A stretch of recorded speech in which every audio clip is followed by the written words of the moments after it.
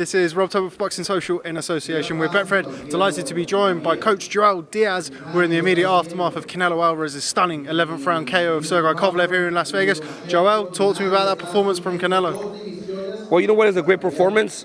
I enjoyed the fight tonight. I really saw a Canelo Alvarez with a great fight of a strategy, plan of attack. And, to me, he did exactly what he needed to do.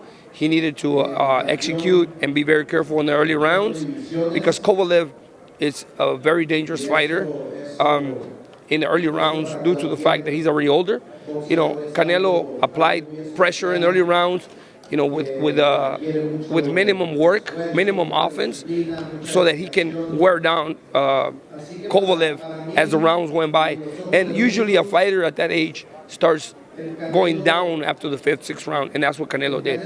For his first five, he was just hunting them down, slowing them down. Even though, honestly, I did call the fight that it wasn't going to go past 10 rounds. I knew Canelo would finish the fight before the 10th round, and he finished in the 10th round. But it was just a part of a great plan that they put together. Obviously, you're one of the leading coaches in boxing. From a coach's perspective, what was the most impressive part of Canelo's performance tonight from you? His patience as a hunter. Canelo was hunting the bigger man through the whole fight.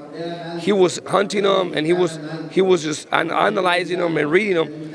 By the 9th round, I had Kovalev winning the fight. But a lot of people don't understand that there's still 3-4 more rounds ahead.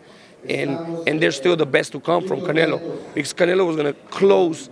He was going to start picking up his volume of work because Kovalev was fading, and it was a time when he caught him. When he started unloading on him, he tried working the body, but Kovalev worked really well on not getting hit to the body. That was his great work he did in the gym.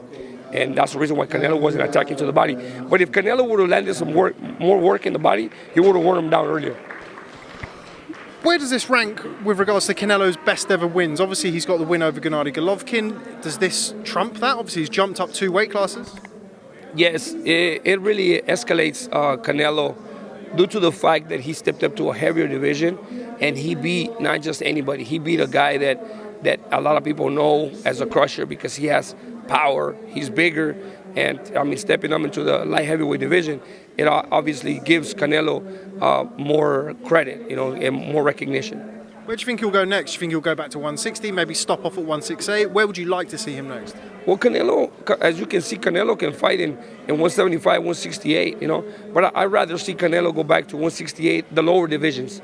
Canelo has better opposition, and there's better fights for the sport of boxing in the lower weight classes.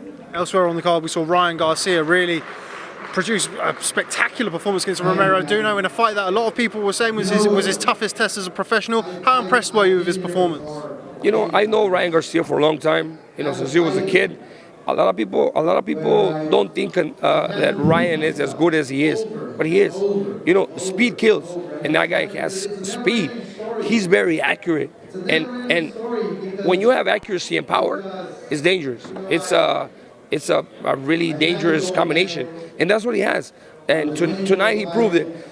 Romero Duno has always proven himself as a tough opponent for any fighter, and you can see that today Ryan Garcia showed what he's made of. I spoke to Devin Haney after the fight, who's obviously the WBC lightweight champion. He said that he wants that Ryan Garcia fight now. Ryan and his team said they'll take the fight when they're ready. When do you think that will be? How far away from world title level do you think he is? The fight is ready. The fight is ready to happen. But it's not the right time for the business of the sport to make it happen. They're gonna blow him up a little more, expose him a little more, so that it generates a lot more attention and it sells a big arena. That's what I mean. That's what they mean, but it's not ready. Who wins that fight? Who would you give the edge to in that fight? Ryan Garcia versus Devin Haney. If it were to happen right now? Honestly, right now, both of them, it's a 50-50 fight, man. Because Devin Haney is a smart fighter, slick. The only difference I think is the reflex on Ryan Garcia. He has a faster reflex, and he has a little faster hands. Okay, well, Joel Diaz, thank you very much for speaking to Boxing Social. Do appreciate your time. Hopefully catch up with you sometime soon. Thank you. Appreciate being with you guys. Have a good day. Thank you, sir.